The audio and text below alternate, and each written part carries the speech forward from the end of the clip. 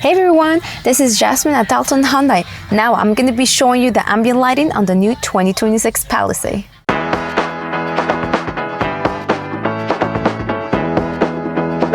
So now I'm going to show you how to change your ambient lighting. You're going to go into Setup, Vehicle,